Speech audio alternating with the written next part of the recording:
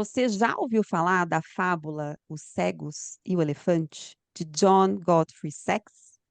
O poema começa com 6 homens do Hindustão que, cegos, foram observar o elefante e cada um, em sua opinião, conclui que o elefante é uma parede, uma cobra, uma lança, uma árvore, um leque ou uma corda, dependendo de onde eles tocaram. Esse poema é uma poderosa metáfora para a compreensão de como as coisas acontecem dentro do mundo dos negócios. As visões divergentes dos cegos sobre o elefante nos mostra o quão míopes cada área ou cada pessoa pode ser dentro de uma empresa se elas não compreendem o todo. E quando falamos sobre a jornada de mudança, enxergar o sistema é ainda mais fundamental. Costumamos enxergar os eventos, ou seja, a ponta do iceberg, e com frequência as nossas decisões são baseadas nisso. Porém, para obter os efeitos duradouros e gerar impactos no futuro, precisamos aprender a atuar nas estruturas mais profundas do sistema, que estão submersas aos nossos olhos, e desenvolver as habilidades necessárias para influenciar em cada uma delas. O pensamento sistêmico, ele ajuda a gente a entender como diferentes elementos culturais, organizacionais se relacionam entre si e como eles afetam esse sistema como um todo, né? Em vez de olhar para cada elemento individualmente, a gente consegue enxergar todas as suas partes e as suas interações. Seja qual for o sistema, uma organização, uma comunidade, ou na sua casa mesmo, ou no governo, normalmente, ele é formado por elementos interdependentes, que podem incluir pessoas, processos, tecnologias, recursos, estruturas e muito mais. Então, compreender esse sistema é essencial para um processo de mudança organizacional efetivo. E para falar desse tema, a gente convidou uma representante de uma organização muito ecossistêmica, né? Renata Gomide. Ela é vice-presidente de Consumer do Grupo Boticário, está desde 2015 no grupo. Ela já esteve à frente da construção da marca Eudora, liderou a unidade de negócios de Quem Disse Berenice e ocupou a posição de diretora executiva de brand e comunicação de todas as marcas de consumo do grupo. Em 2022, a vice-presidente assumiu a nova posição com a missão de continuar contribuindo na construção do melhor e maior ecossistema de beleza para o mundo. Renata, ela foi eleita também profissional de marketing do ano em 2022 pelo próprio Mark e uma das homenageadas aqui do Woman to Watch 2023 do Meio Mensagem. Parabéns por toda essa sua jornada, Rê. E a gente se cruzou lá atrás, antes disso tudo. Muito bom estar aqui com você. Muito bom, Dé. Estou super feliz de estar aqui com você, com a Lilian, no Ambidestra, que eu tenho uma super admiração por todo o trabalho que vocês têm de disseminar conhecimento para todo mundo. E é muito bom poder dividir aqui um pouco do que a gente tem construído. Eu brinco que a gente somos eternos aprendizes aqui, mas eu acho que a gente está numa jornada bastante interessante como grupo, e poder trocar com vocês vai ser excelente. Obrigada pelo convite. Vamos Bora falar um lá. pouquinho o que que a gente tem feito. Boa. Muito bom, legal, Rê. Bom, você está aí já há um tempo no Boticário, mas antes disso, né, você também passou por outras grandes empresas também em processo de transformação e evolução, né? E com certeza essa experiência que você teve anteriormente foi moldando, né, essa jornada de crescimento. Conta pra gente como que foi, né, esse processo sobre você, sobre as suas mudanças e quando foi que você mais aprendeu? Legal, acho que vivi aqui uma escola, né, André? Vivemos juntos essa escola, Grupo Pão de Açúcar, que eu acho que desde sempre nos provocou a buscar a visão de inovação, de pensamento fora da caixa, de disrupção, de entendimento do que a gente conseguia aportar de valor, de coisas que ninguém tinha feito. Então, eu falo que eu tenho, por natureza, uma característica de inquietude muito grande, isso não só no trabalho, mas na vida, né? Eu sempre me coloquei nesse lugar de querer fazer coisas novas, de aprender, de buscar coisa que todo mundo acha que é impossível. Eu sempre fui, desde cedo, desde nova, aquela curiosa que tentava olhar para o impossível e tentar realizar alguma coisa. Acho que é uma característica minha. Acho que o Pão de Açúcar fazia muito, tinha um terreno muito fértil para a gente poder buscar esse lugar também. Então, você está numa instituição onde tem um ambiente, a gente fala muito sobre cultura do erro, né? Claro que a gente tem que aprender com erro e tudo mais, mas é muito legal quando você está num lugar onde você tem autonomia para poder aprender e testar coisas novas. Acho que isso é o grande ponto, para mim é um ponto crucial da organização, é você criar um ambiente de confiança e seguro para as pessoas poderem experimentar, né? Esse para mim é já na largada. E eu tenho o privilégio de ter passado por empresas que sempre tiveram esse mindset, esse lugar, essa tranquilidade da gente poder testar coisas novas e pensar diferente, trazer para a mesa e fazer esse diálogo. E aí, muito rapidamente, eu saí do Pão de Açúcar, eu tinha passado por todas as marcas, foi uma grande escola mesmo, aprendi demais, não só de marketing, mas lá era um momento que a gente trocava muito com todas as áreas, então a gente saiu com uma bagagem muito grande, com um repertório enorme do varejo, e vim para o Boticário. E aí já foi a primeira, acho que a primeira grande, talvez, onde eu encarei um desafio grande, porque eu estava vindo para um segmento que eu não conhecia nada, zero, e eu saía de uma marca, que era a marca Pão de Açúcar, que tinha 99% de awareness, para construir uma marca Eudora que ninguém nem conhecia. Eu me lembro que eu chegava nos lugares e falava assim, para as meninas, você conhece Eudora? Não, não conheço. Então, assim, ninguém conhecia. E acho que foi por isso que me motivou a vir para o grupo, porque eu queria exatamente ir para um lugar que eu teria que construir do zero, olhar para um negócio que tinha começado, mas estava muito embrionário, e construir com escassez. Eu também acho que gera muita criatividade, né? Então eu tinha muita verba no Pão de Açúcar, quando eu cheguei em Eudora eu tinha praticamente nada, e a partir disso construir um olhar novo para o marketing, porque eu não podia concorrer com as grandes, porque eu não tinha esse dinheiro, não dava para ir para filme de TV. Na época, 7 anos atrás, né, pouco se falava influenciador, e a gente foi buscando uma construção de comunicação, né, para construir essa marca de um jeito completamente diferente do que a grande maioria das marcas, exatamente porque o dinheiro era pequeno e era uma marca que ninguém conhecia. Então, eu brinco que, putz, quantas noites de criatividade, de pensamento mesmo fora da caixa, de falar, gente, vou dar um exemplo aqui, tinha uma data que era o Dia do Batom, que no exterior era super famosa e no Brasil ninguém falava. Eu falei, vamos pegar essa marca, vamos pegar essa data e tentar construir isso para a Eudora. Então, até hoje é uma data que a gente domina, que é o Dia do Batom, uma categoria de maquiagem super importante para a marca. E a gente Bárbaro. foi trabalhando com influenciador na época, também as marcas não trabalhavam muito bem. Então, acho que estar num ambiente que você pode fazer essa construção, um ambiente de escassez, eu gosto muito de falar isso. Eu brinquei quando eu fui para o Boticário, as pessoas falam, agora você vai ser rica. E eu falo, pelo contrário, eu quero levar um mindset de escassez, porque é a partir disso que você constrói coisas diferentes, onde você extrai do seu time o nível máximo, o full potential da criatividade. Né? Quando você trabalha com muito dinheiro, você tem um alto risco de você não entender onde você está alocando seus recursos. Né? E aí você tem menos, talvez, né, menos indicadores, você vai dando, você vai colocando e tá tudo certo. Não, ao contrário, né? O meu pensamento foi sempre como é que a gente extrai os 150% de tudo que a gente faz, né? Como é que a gente faz o dinheiro parecer maior, como é que a gente faz essa ação. Eu sou muito chata, muito régua alta, assim, alguém já fez? Fez, puta, então vamos fazer outra coisa. Né? E eu acho que esse mindset e essa inquietude que a gente tem, eu tenho, o time tem, meus pares têm, acho que é uma cultura muito do grupo Boticário, nos faz ter um terreno muito legal para o empreendedorismo, para o pensamento que vai muito além de você ir tocando um negócio. Acho que é um valor muito grande nosso. Então, Ah, acho que que assim, legal. passei um pouquinho da pergunta, mas só para trazer um contexto Não, aqui. maravilhoso. Você Uau, traz muito do que a gente fala, e assim, e você vai do oposto do que normalmente, né, quando a gente fala do CMOs, assim, então, que é justamente da abundância. Não, você fala, né, vamos para outra exatamente. lógica, né? O, Adorei. C, o Vai estar CFO, o sacada.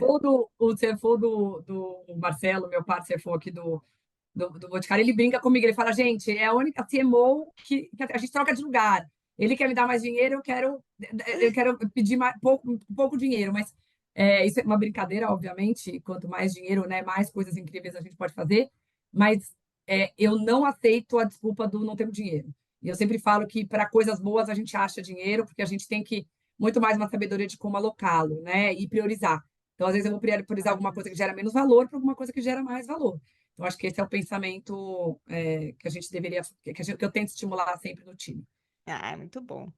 Que já linka um pouquinho com a nossa segunda pergunta aqui, que é justamente o momento do grupo, né? Acho que nos últimos anos aí a organização tem passado por um processo muito forte de transformação em diversos aspectos, mas principalmente para se consolidar nessa questão de ecossistema de beleza, né. E isso traz vários impactos, acho que em vários pontos da organização. Então, conta um pouquinho, assim, como é que foram quais estão sendo esses principais pontos aí de transformação, como é que vocês estão vendo isso daqui para frente, né, então inclusive os próximos passos Perfeito. dessa visão ecossistêmica, e como é que isso tem impactado, já aproveitando, assim, como é que tem impactado você, o marketing, seu time, como é que você tem preparado o marketing para lidar nesse novo contexto completamente diferente, né? Legal, vou contar um pouco. Tem uma peça fundamental aqui, né? Que a gente, ao longo do tempo, fez algumas aquisições, a gente abriu novos canais. Então, tem um filme aqui que as pessoas têm visto e falado, putz, eventualmente uma oportunidade aqui. E nada, é claro que existe oportunidades, mas aqui nada mais é do que uma execução com muita disciplina de uma estratégia muito bem montada há anos atrás. Então, a partir do momento que a gente montou a visão do ecossistema lá atrás, que nada mais é do que a gente ser o principal advisor de beleza no Brasil, e a gente tem algumas operações fora também, mas a predominância é no mercado brasileiro, a gente começou a construir o que seria essa, né, quais são as caixinhas que a gente precisa montar. Isso passa por experiência com o consumidor, melhor experiência. Isso passa pela solução completa de portfólio. Isso passa por conteúdo. Então, eu deveria ter o melhor conteúdo de beleza. Então, quem pensar em tutorial de maquiagem deveria conseguir consumir comigo. Então, esse é um olhar. E tem um outro ponto que é a questão da multicanalidade, que para a gente é sempre um olhar de fora do consumidor. Por que a gente tem a multicanalidade? Porque esse consumidor tem que achar o nosso produto no lugar que ele quiser, na jornada de compra dele. Então, se ele está na farmácia, ele tem Ciage lá. Se ele estiver no cabeleireiro e tiver uma representante, ele pode comprar Ciage através da representante. Se ele quiser comprar pelo site da Beleza na Web, ele vai comprar no site da Beleza na Web. Então, o olhar de multicanalidade, ele é muito mais sobre reduzir qualquer fricção para o nosso consumidor e garantir que ele tenha o acesso aos nossos produtos no momento que ele quiser, né? E aí, a partir dessa visão de ser o principal advisor de beleza, a gente foi entendendo tudo que a gente precisaria, onde a gente precisaria jogar, com qual portfólio, com qual conteúdo e com qual experiência para o consumidor. Então, vou te dar alguns exemplos aqui. Há anos atrás, a gente entrou e comprou a Vult, né, que é uma marca de maquiagem. Então, ela é uma marca mais acessível de maquiagem, mas naquele momento a gente também estava entrando no canal de distribuição, no B2B, que era um canal que a gente não jogava, né? O Boticário tem 47 anos e a predominância de canal sempre foi loja. E há 15 anos atrás entramos com a venda direta, mas no B2B a gente não estava ainda. Então, não foi simplesmente a compra de uma marca, foi a compra de uma marca com um canal importante para conseguir oferecer esse portfólio. Então, a partir do momento que eu tenho a Vult, eu entro também com outras marcas, né? Então, hoje a gente vende Vult, a gente vende Pampers, que eu já posso contar um pouquinho do case de Pampers, foi outro pensamento super diferente. Eu vendo Eudora, Dr. Jones, e nas farmácias, nas perfumarias, né, que são as lojas de beleza, em diferentes lugares. Eu tenho a venda direta, onde eu tenho todas as marcas, as lojas próprias, o marketplace, que é a Beleza na Web, que é o marketplace de beleza, e os meus sites, né, que são os e-commerces das marcas. Então, eu começo a fechar o ciclo. E, recentemente, a gente comprou Trust. Por que Trust? Primeiro, porque a gente não tinha ainda uma marca profissional de cabelo e a gente queria entrar em salão de beleza. Isso tudo estava desenhado na estratégia há alguns anos anteriores, né? O ponto é que você vai fazendo isso à medida que a gente for conseguindo sedimentar, trazer, porque tem um olhar aqui, que eu acho que é super importante, que é o grupo tem uma potência de execução muito grande, né? E para você construir um ecossistema, você tem que ter uma execução muito brilhante. Então, não adianta a gente sair fazendo tudo num ano só, se a gente não conseguir garantir que os Perfeito. times consigam executar. E executar no nível que a gente espera. Acho que esse é o primeiro ponto. Então, a hora que a gente olha para o filme, a gente veio fazendo movimentos praticamente nos últimos 10 anos. É que aparece mais agora, mas a gente veio construindo esse ecossistema no timing certo, da forma certa, com as marcas certas. Então, claro que a gente trabalha com oportunidade, mas é uma oportunidade que faz sentido para a estratégia. Então, a gente avalia, tem a área né, a nossa área de marketing estratégico, junto com a área de M&A, a gente está sempre antenada a tudo. A gente avalia todas as marcas, a gente olha o mercado, olha o white space, olha o que está nascendo de novo, o que é tendência, né? Eu estou olhando aqui próximos 5, 10 anos. Mas, na hora de colocar na mesa, avaliar, o nível o critério é muito grande, porque tem que fazer Uhum. sentido para o ecossistema. Eu não vou trazer uma marca de skincare que é muito parecida com o que eu já tenho. Só Sim. vai fazer sentido se tiver algum valor agregado. Ou porque está num canal diferente, ou porque entrega alguma coisa muito diferente, e se eu também não conseguir construir dentro de casa. Porque a gente é house of brands, a gente constrói marcas fortes. Então, quando eu vou para fora pegar, por exemplo, fechar com uma Truss, é porque era mais fácil a gente trazer uma marca que já tinha awareness, que as pessoas admiravam, que tinha um super valor, do que começar uma marca do zero. Então, tudo isso é muito modulado nas nossas discussões. Então, acho que a primeira Bom. resposta, né? Então, contando um pouquinho como é que a gente olha o ecossistema, não é uma questão de oportunidade, é uma questão de execução bem feita de uma estratégia que já existe. Isso é bem importante. Ah, mas vocês revisam a estratégia? Claro, a gente está sempre discutindo se tem alguma coisa que a gente não está olhando, ou principalmente se tem uma mudança no comportamento do consumidor muito drástica, né? Então, eventualmente, se amanhã o consumidor passar a consumir muito mais pelo online, a gente já está muito preparado, mas claramente a gente vai ter que fazer alguma outra coisa. Então, ao longo do tempo, a gente veio fazendo essa consolidação toda. Quando a gente olha, eu posso depois falar da estrutura como empresa, mas o que eu posso falar como marketing, acho que o marketing mudou demais, né, nos últimos anos, e a gente vem sofisticando a nossa atuação. Quando eu falo sofisticar, tem algumas vertentes aqui. A primeira delas é a gente foi se equipando em termos de tecnologia, proprietárias, então são as famosas Martechs aqui, para a gente poder ter preparação para conseguir olhar para os dados. Então, por exemplo, eu não tinha um ID único. Esses clientes compravam no Boticário e Eudoro, eu não sabia que ele era um só, né?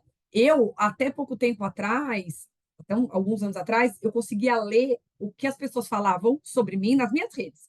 Hoje, com as Martechs, eu escuto mar aberto. Então, eu sei tudo que estão falando de cabelo, eu sei tudo que estão falando de perfumaria, e a partir disso eu vou construir minhas estratégias. Então, teve um olhar de há 4 anos que a gente vem construindo um olhar de tecnologias necessárias, e isso foi uma decisão fazer dentro de casa. A gente poderia não ter certo ou errado aqui, tem gente que faz fora, a gente resolveu inflar a nossa estrutura de dados e de tech para isso. Inclusive, o Daniel, em algum momento, pode contar um pouco mais para vocês.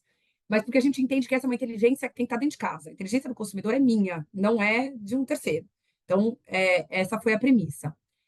E aí, a partir disso, eu tive que preparar o meu time para esse olhar. Primeiro, porque não adianta só ter um monte de dado na mão, precisa saber analisar e construir um plano.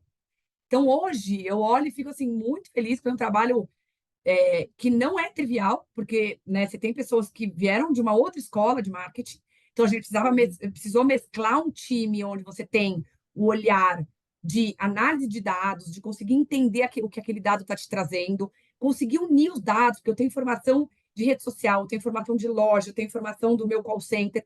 A partir disso, construir um ponto de vista e atuar sobre ele. E aí é um mindset, é um perfil diferente. Só que a ambidestria é um negócio muito interessante, porque o que a gente viu, assim, profissionais são bons, gente, a gente vai crescendo cadeira, vai ganhando elasticidade. Então, são pessoas que precisavam de treino, de alguma coisa, de outra, e a gente veio fazendo essa capacitação. Claro que a gente compra know-how. Quando a gente acha que a gente não tem dentro de casa, a gente vai buscar know-how fora, com pessoas que estão mais preparadas. Mas a gente tem um negócio muito legal, que é conseguir promover pessoas de dentro de casa. São pessoas que conhecem a cultura e que vão evoluindo. Enquanto a gente vai puxando, eles vêm junto, vão aprendendo. A gente, obviamente, traz um aprendizado. Tem uma escola aqui, que é, né, toda a parte de education, que a gente faz muito fortemente para que as pessoas consigam se desenvolver em questões que são novas. Por exemplo, AI agora, a gente está numa jornada super forte de ensinar quais são os fundamentos, qual é o nosso ponto de vista, porque também tem isso. Não quero que elas vão se educar em qualquer evento fora. É importante a gente formatar o que a gente entende que tem de valor para a companhia e, a partir disso, construir nosso ponto de vista. Então, eu acho que a gente tem conseguido pivotar para um lugar do marketing muito interessante, que é Marketing ambidestro. de marketing de ambidestro. Tem uma outra coisa que, para mim, é uma evolução enorme. No passado, a gente éramos todos nós marcas muito top-down, onde a gente empurrava as coisas para o consumidor. Hoje é muito mais bottom-up, é muito mais uma conversa, né? Então, a gente acabou de lançar o Egeu Melancia, que veio do TikTok, em 2 dias acabou no estoque. Por quê? Porque não era uma pessoa que estava lá na categoria pensando no produto, era uma pessoa que estava conversando com o consumidor no TikTok e capturou a tendência de que melancia era um negócio que as pessoas estavam querendo.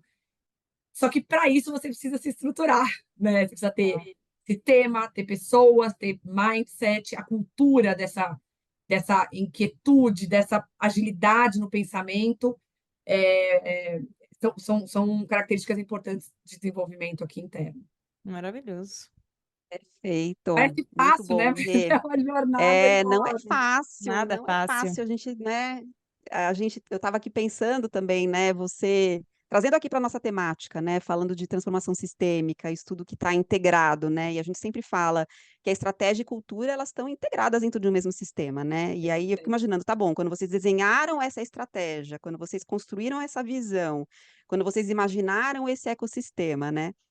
Como que a cultura vem se moldando a essa transformação ao longo do tempo, né? Essas várias transformações e transições ao longo do tempo, né?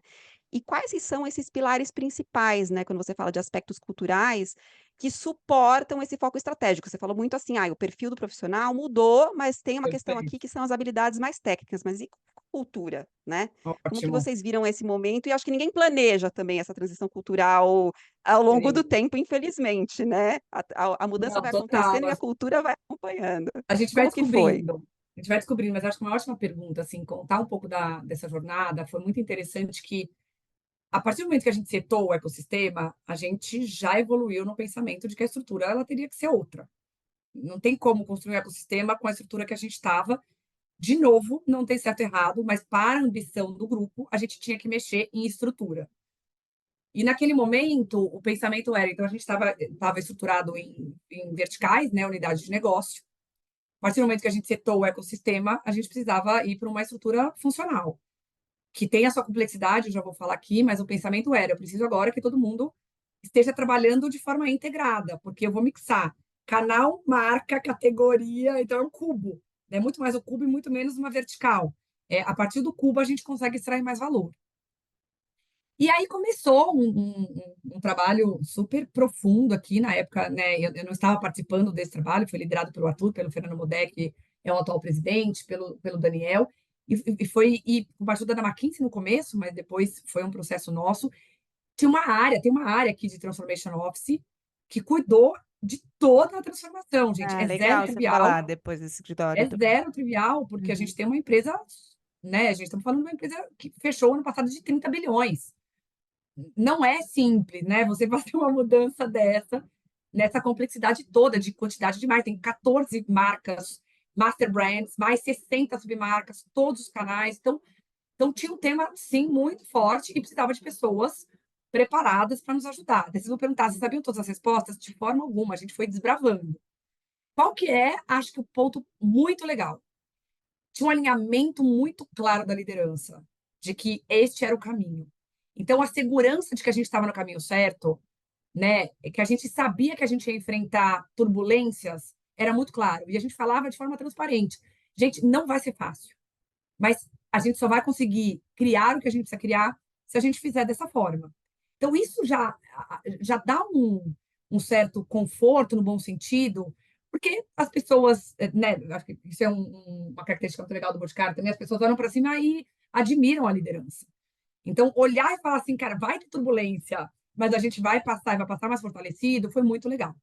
E aí teve todo esse time de Transformation Office que ajudou nos pensamentos, no planejamento de OKRs, porque agora é tudo cruzado, então não tem donos. Aí eu já falo sobre os desafios, tá? Então ninguém mais é dono de nada, não tem dono de PNL. Todos nós somos os donos, desde o analista até o vice-presidente e o presidente. E a gente precisa trabalhar de forma colaborativa. Então a gente tem os fóruns, os OKRs. Os OKRs são compostos por pessoas de áreas diferentes. Não é uma área é dona de um OKR, não. Você tem um líder e aí você tem pessoas diferentes, áreas participando desse OKR. Então a entrega a entrega ela é colaborativa. Deixa eu fazer só E a gente desculpa, só um fala, sublinhado aqui sobre o OKRs. A gente já comentou sobre ele em alguns episódios passados, mas é uma metodologia, um modelo de gestão que é chamado de objetivos e resultados chaves, né? Objectives and Key Results. E ele é feito ele tem uma abordagem muito mais adaptativa, flexível, e ele justamente ele conecta, ele vem no processo top-down, bottom-up. Então ele é construído de cima para baixo, de baixo para cima, colaborativamente. E é uma forma de uma visão muito compartilhada. Desculpa, só dando um hiperlink desculpa, aqui para quem eu que já precisa. está falando as siglas aqui, mas é super bom pontuar o significado aqui, Didi. Obrigada. Então, a gente veio fazendo essa construção e, de novo, né? Aí, quando você fala de perfil, como o grupo é uma empresa que tem uma das suas principais, quando a gente fala dos pilares aqui de valores e tudo mais, é uma empresa extremamente empreendedora. Então, por natureza, você tem o perfil. Eu brinco, é uma startup de 47 anos que tem empreendedores dentro dela. E por que que isso é importante? Porque todo mundo compra e vai. Então, quando a gente achou pouquíssima restrição. As pessoas não sabem muito bem, mas elas vão, elas compram, e aí a gente vai aprendendo. Qual que é o lado, tem o lado luz e o lado sombra? O que que a gente viu também ao longo dessa jornada?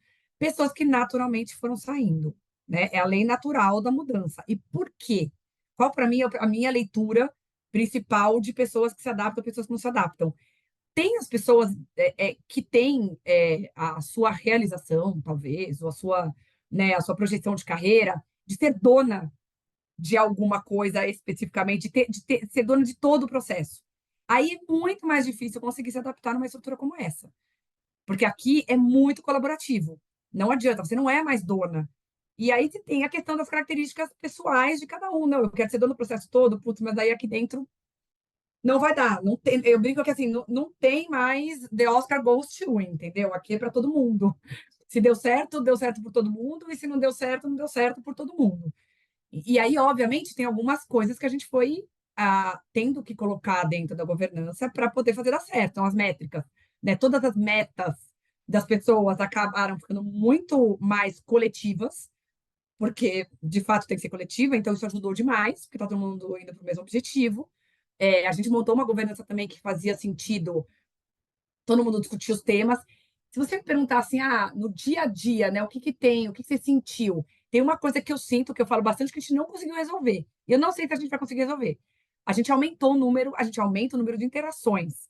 Você tem mais gente discutindo mais temas. Esse foi um ponto, esse é um ponto importante. A gente tem mais reuniões, né? Porque você tem mais um colegiado do que quando você é dono de uma unidade de negócio e o líder dessa unidade bate o martelo, toma a decisão. Aqui não, aqui você tem um colegiado tomando a decisão. Tem um lado muito potente, que é isso que eu estou falando, né? A meta é mais colegiada, está todo mundo indo para o mesmo lugar, todo mundo sabe falar do negócio com muita propriedade, os incentivos estão todos orientados para o mesmo lugar.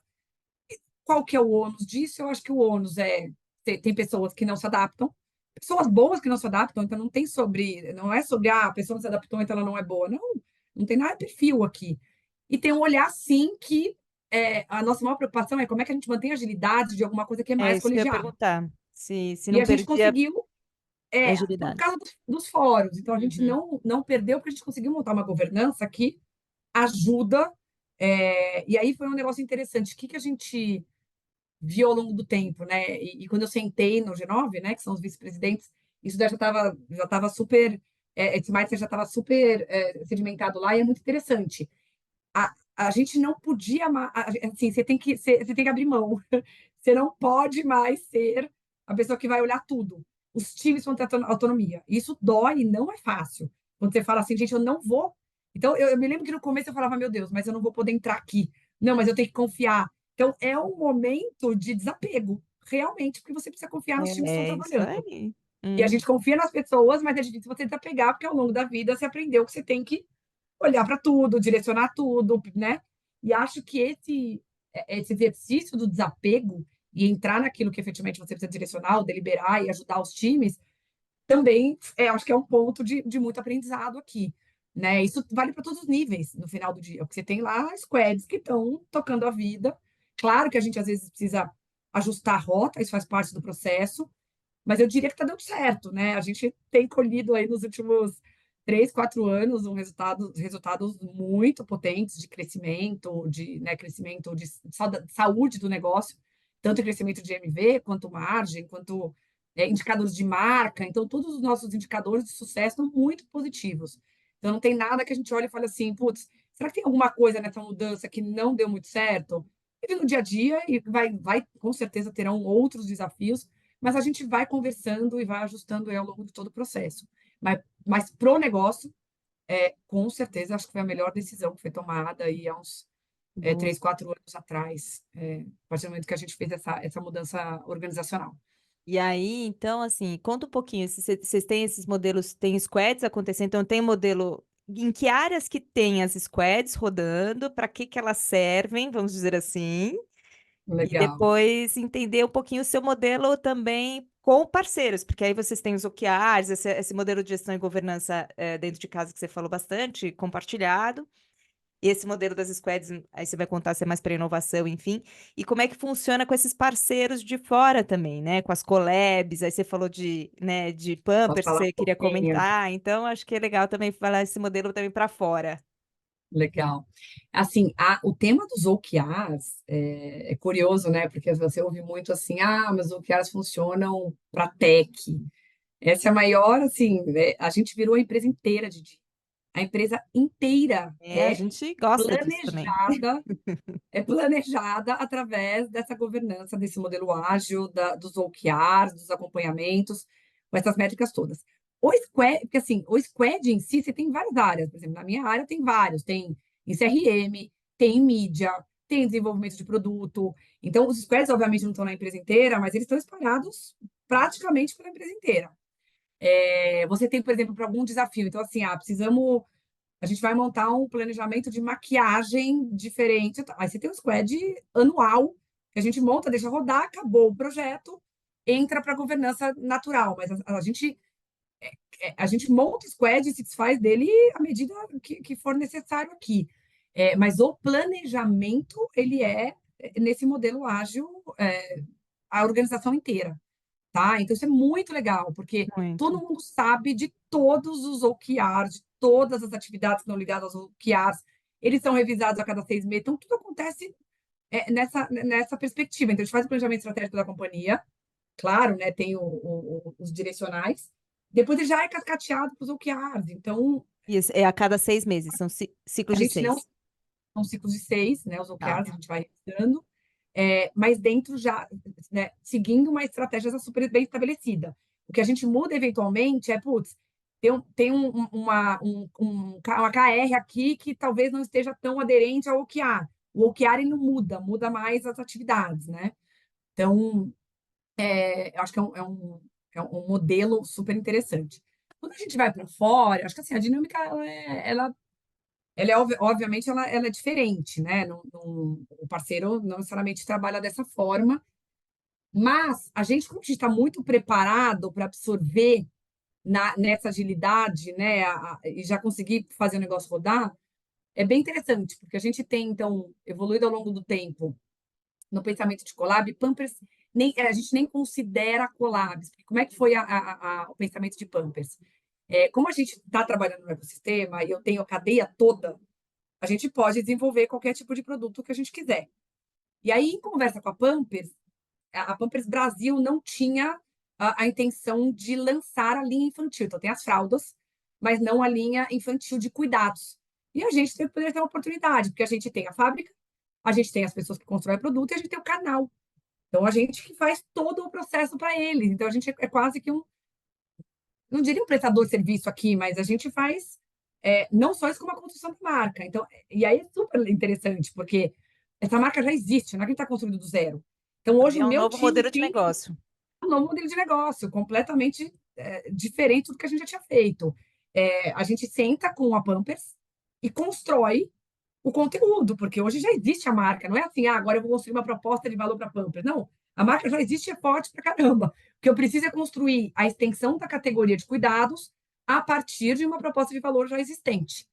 Então, é muito legal, a gente já aprendendo, tem coisa que dá certo, tem coisa que a gente tem que reformular, acho que essa é a beleza do todo, e isso é um olhar diferente. Quando a gente foi para a Australian Gold, foi uma outra história, que já tem há um bom tempo, a gente, né, comprou, então, o licenciamento da marca aqui no Brasil, e a gente constrói a marca também, toda a parte de comunicação, tem o canal, e há alguns anos atrás a gente começou a produzir o produto, que aí também você tem mais margem, obviamente, produzindo aqui, e a gente passou a produzir o produto aqui, o produto era feito lá fora. Então, é interessante porque tem uma riqueza de aprendizado e de modelos de negócio muito grande aqui dentro. Quando a gente vai para a Nina Secret, que era uma influenciadora, Itaco Eudora, a marca dela, a gente construiu do zero. E ela hoje é a maior marca de influenciadora em maquiagem do Brasil. Então, Incrível. de novo, não tem isso que eu acho que é legal, não tem um formato engessado. A gente tem que entender o que faz sentido para a ambição que a gente deseja com determinado tema. E aí, as collabs que a gente vem desenvolvendo bastante, que aí é outra coisa, né, que nasce com categoria e marca, é um pensamento muito mais orientado para novas narrativas, quando a gente quer trazer novos consumidores. Então, cuide-se bem, a gente está fazendo várias collabs. Eu estou atraindo um consumidor que eu não tinha em Boticário, que é uma marca de 47 anos. Então, a gente virou a marca das adolescentes, que elas querem dar de presente, não sei o quê. Por quê? Porque a gente agora está com uma proposta de valor para essas adolescentes nas nossas lojas. Então, a Collab, a gente fez um trabalho muito legal aqui de metodologia, porque Collab não adianta você sair criando, a marca é legal, vamos se associar. A gente fez um trabalho de metodologia para entender quais são as premissas, o que a gente tem que levar em consideração, desde posicionamento, troca de atributo, quais são os objetivos da Collab e também sobre produtividade. Então, se a gente faz um forecast de uma Collab e ela não chega na produtividade que a gente gostaria, a gente nem segue a vida. Porque collab, ela é muito sexy, né? Quando você fala, vamos unir a outra marca, tal. Mas a gente, antes de sair fazendo, a gente precisa ter método. É Senão, isso aí, avaliar o sai esforço, né? O qualquer resultado que coisa. isso gera. Exato. Super. E, Rê, assim, acho que DNA de inovação vocês têm, né? Tá aí 1 milhão de exemplos para comprovar, e acho que esse DNA foi também para uma outra área, que é muito legal quando a gente pensa no modelo que o Boticário fez, que foi a integração de tecnologia dentro de RH, né? Aí até fica o Super. spoiler aí, a dica também, né? Para o outro podcast aí da Didi, que é o Digital Backstage, e você falou aí do Daniel, né? Então tem um episódio ali inteirinho, né? Com o Daniel K, dedicado para falar sobre esse Boa. tema. Hiperlink aqui, entre collabs. Não, É uma gente, ó, collab. É vale isso a pena. aí. Eu sou suspeita porque o Daniel que me contratou grávida, eu sempre gosto de contar essa história, Ai, porque Maravilhoso. olha, tá isso fala vendo? muito sobre a empresa. Então, eu tenho Super. primeiro um carinho, uma admiração gigante sobre ele, e de fato tem um negócio muito legal aqui sobre o porquê que essas áreas merge numa pessoa só, qual é o valor que traz, quais são os desafios. Então, ouçam o Dani, porque ele ensina bastante também. É isso aí. E aí a gente tem visto essa transformação do RH acontecendo, né, em várias empresas, e aqui não é diferente, né? E então conta pra gente, já do outro lado, então, como que funciona esse papel do RH dentro do marketing? Como que isso está integrado também, pensando aí nas colaborações que vocês geram? Ótimo. Acho que tem um olhar, né, que é nosso, e o Dani traz isso fortemente também, que é o RH, ele tem que ser uma pessoa de negócio, né? De largada, para ele poder ser um BP de uma área de marketing ou uma área de operações, ele precisa entender do que ele está discutindo com as pessoas. Então, aqui, hoje, o time de marketing que está, os BP, eu brinco que eu nem sei quem é quem quando a gente entra numa reunião, porque, assim, o nível de profundidade que o RH, que atende marketing, tem, é tão quanto os marqueteiros das áreas, das diferentes áreas. E por quê? Por N aspectos. Primeiro, porque as dores, se você não entende qual é a dor, você não consegue endereçá-la. Depois, quando você vai para o mercado, ou eventualmente buscar alguém, ou você vai fazer uma avaliação de desempenho desse time, se você não entende o que está por trás disso, você não consegue nem estar no jogo da discussão. Então, o que a gente procurou garantir são pessoas, inclusive a pessoa que atende a minha vice-presidência, que é a Emília, ela veio de marketing. Ela, inclusive, trabalhou no Querida Pão de Açúcar. A Emília. Emília é uma querida e Um muito beijo. parceira. Era uma pessoa que veio de marca, porque ela consegue dialogar sobre isso, o time dela consegue dialogar sobre isso e conseguir orientar, o mais do que isso, né? Que é um papel que eu entrei no RH, conseguir challenge o time de marketing. Acho que é Olha, mais do que só entender. Mas como é que a Emília puxa um diretor de marketing e fala assim, olha, eu acho que aqui você poderia estar expandindo a sua visão por causa disso, disso, disso. Então, e porque o RH está mais distante no sentido de operação, ele não está no olho do furacão. Mas a partir do momento que ele entende do marketing e entende da dinâmica, ele consegue dar um challenge muito maior, a própria né? Emília era da área de negócio, né? Então, isso que e ela fez essa mudança, Exato. né? Que é muito interessante. Então, acho que o que mudou, o que vem mudando, e eu sou uma super defensora, assim, é essa troca de cadeiras de pessoas que passam pelo negócio, que vão para RH, que depois voltam para marketing. Então, isso a gente gosta muito de fazer, porque tem uma riqueza gigantesca, não só para RH, mas com as outras áreas também. Mas aqui, especificamente no RH, que é o, a gente brinca que é o RH que a gente gosta, é o RH que desafia, é o RH que consegue aportar na discussão de um. O RH participa da minha discussão com os meus diretos. Eles entram na agenda, a Emília faz parte do time da discussão porque ela discute marca com a Marcela, que é a diretora executiva de marca. Então, é um pouco desse olhar. Por isso que eu brinco assim, até é estranho falar o RH, tá? Mas assim, a gente foi fazer um offsite agora, a Emília não só me ajudou, como ela participou de toda a discussão. É muito mais. A geração de valor ela é outra, né? E Muito bom. sim, tem a parte que o marketing, que o RH tem, obviamente, absurdamente de cuidar das pessoas, de ter acessibilidade do que as pessoas precisam, mas essa área só consegue fazer isso quando ela está entendendo quais são os desafios, Ah, as dores, e né, é quase que Muito parece que bom. você está em outro planeta quando você. Né, a gente já pegou, né, Didi, assim, acho que a gente conheceu vários tipos diferentes de RH, e acho é. que Hum, tem um desafio que as empresas têm que Muito olhar bom. profundamente Tá para isso. recrutando no RH, gente? Quem tá ouvindo aqui, ó, já fez pitch aí do RH, olha, Eu sou maravilhoso. suspeita, né? Todo mundo brinca que toda entrevista ou conversa que eu dou, eu sou recrutadora do Boticário, tanto que eu falo bem, mas é Super, verdade. Ah, é isso, né? Mas por muito isso, a bom. cultura é responsável por isso, fazer essas pessoas brilharem os olhos, né? É. Bom, a gente está fechando aqui, vamos para as últimas perguntinhas aqui, que é o nosso ping-pong. E aí a gente, primeira coisa que tiver em mente, você Ai, vai meu Deus, nem respondendo para a nessa parte. gente. De... Mas a gente poderia ficar aqui a tarde inteira conversando, que delícia. O Boticário é uma grande inspiração mas vamos lá. Bom, fico em flow quando? Nossa, eu estou construindo com o meu time. Ai, bom demais. Rê, Total, conta é pra onde eu me gente, a última realizo. coisa. Ai, desculpa. Não, eu falei, é onde eu me realizo, onde eu estou conectado com eles, pirando em tudo de novo que a gente pode fazer. Lindo. Conta pra gente, a última coisa que você experimentou fazer pela primeira vez. Eu fui para um retiro. É um retiro, Ana Raia também super recomendo. Eu sou uma pessoa que sempre fui muito pragmática, muito business oriented, muito planilha, saber o que eu tenho que construir. E eu entendi que eu precisava ir para um lugar um pouquinho mais diferente, que me tirasse um pouco né, desse dia a dia, e foi incrível. Eu brinco que eu tive que dançar em volta da fogueira, aquilo me tirou totalmente do lugar de conforto, mas foi uma experiência maravilhosa. Que delícia, isso aí, ó, as lideranças em transformação. É isso, Pois é um é, processo de autoconhecimento, de é isso, saber o que a profundidade. gente A gente vai para precisa. outra fase, é outra Outra fase. etapa, vamos dizer assim, do nosso crescimento.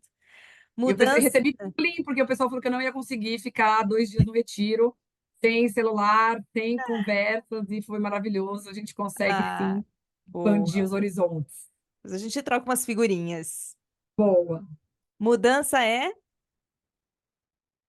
Evolução.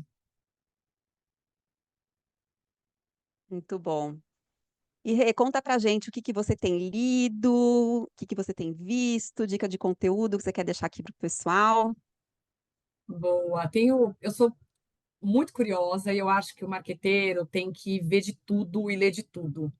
Acho que para a gente poder construir o nosso repertório, me lembro que as pessoas falavam assim: ah, mas você vai ver o filme da Barbie? Eu falei: óbvio que eu vou ver, você é a primeira a sentar lá. Você vai para um lugar, eu falei, eu não gosto, não é o meu natural, mas eu vou porque eu preciso viver a experiência. Então, eu acho que a gente precisa aprender, ver de tudo, ler de tudo.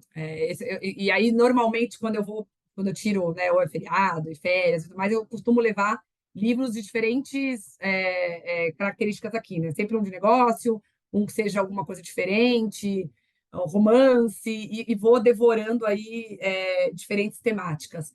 Eu li recentemente um livro que, para mim, foi muito legal, e eu estou recomendando bastante, que é o Trust and Inspire, que fala sobre uma liderança, e basicamente é uma liderança que sai de um lugar de comando e controle para um lugar de confiança e inspiração. E por que que eu estou falando, né? Por que que eu estou sugerindo bastante ele? Porque é muito mais desafiador quando você sai do comando e controle para inspiração e confiança. Você ser um líder que acorda e fala, cara, eu preciso inspirar meu time, essa é a minha missão e eu preciso criar confiança, é muito mais fácil, é muito mais desafiador para nós, líderes, do que você chegar e falar, é isso aqui que tem que ser feito. Então, a minha jornada Realmente. e eu tento voltar nisso o tempo todo será que eu estou inspirando? O que será que eu preciso fazer para inspirar mais? Porque eles vão estar comigo se tiver um propósito, porque trabalhar muito, eles vão trabalhar muito, é uma empresa extremamente empreendedora, eu nunca minto para as pessoas, assim, tem muito suor, mas tem muita realização. E aí, se não é nesse lugar de inspiração, não fecha a conta. Então, esse livro, Não. super recomendo, ele é sensacional e fala dessa mudança, né, que a gente tem visto nos últimos anos do papel, da característica do novo líder, né? Ah, muito bom, Rei. Com certeza a gente consegue se lembrar, assim, das pessoas que nos inspiraram nas nossas carreiras, né? Então, aquelas que marcaram, aquelas que continuam inspirando, mesmo a gente não trabalhando mais com elas. Então, é uma missão, né? É uma Total. responsabilidade super enorme, porque você tem um time grande para inspirar. Mas é muito bacana. E quando você começa a ver pessoas que você inspirou, hoje já decolando, né? Eu tenho, assim, Gente, eu estagiário que já falo. tá diretor de marca, não sei o que lá, e você fala, gente, hoje ele tá inspirando, eu já tive no lugar ao contrário, né? Então, eu Mas falo é que isso, é uma missão muito hoje gostosa. tem uma coisa que me alimenta demais, além de toda a construção do dia a dia, é olhar o desenvolvimento das pessoas. E eu sempre falo que as pessoas perguntam, mas do que você quer ser lembrado? Não é sobre ser um líder legal, mas é sobre ser um líder que desenvolve. E esse é um cuidado e um risco muito grande, porque dói, o desenvolvimento dói. E às vezes as pessoas estão nesse lugar dizendo, ai meu Deus, que saco, tal, e no final do dia eles olham para trás e me agradecem. Putz, eu consegui mover porque de fato a régua é alta e existe o desenvolvimento. Então, recebo muita gente que eu trabalhei e que tá super bem. E uma das coisas que eu sempre gosto de falar, a Dani, que me ajuda aqui com a agenda, fala assim: tem um monte de gente pedindo para fazer mentoria. Às vezes eu recebo muita gente, LinkedIn e tal. E eu gostaria muito de ter mais tempo para fazer essas trocas. Porque porque vem uma satisfação, uma coisa muito legal de você pode conseguir compartilhar conhecimento, que é muito do De que vocês duas fazem, né? Que é colocar esse aprendizado, esse conhecimento para o maior número de pessoas possíveis. Então, eu estou E tentando me você organizar agora aqui melhor com a aqui. gente também. É isso, Você compartilhando sempre. Obrigada, Rê. Foi incrível. Chega. Com certeza inspirou Falei demais, bastante. né? Eu vou animando e vou falando aqui, mas enfim, Maravilhoso. Queríamos muito ouvir mais bom. até. Mas não dá foi tempo, um né? super prazer. Obrigada, Rê. Então a gente Adorei. fica aqui nas redes sociais da Ambidestra, com continuidade aqui do nosso papo, pílulas, essas dicas da Rê, ambidestra.som no Instagram, no nosso LinkedIn, no YouTube e no nosso site com os e-books pós-temporada. Então, super obrigada, Rê, e sucesso aí nas transformações de tudo, da vida, do negócio, na Tá bom. maratona. Pois é, como meu marido fala, você não tem nada para fazer e inventa a maratona. Então tem mais essa. Mas eu É falo que é isso. para manter a cabeça boa. Obrigada, Rê. Adorei. Obrigada, Lilian. Nada, Obrigada. Rê.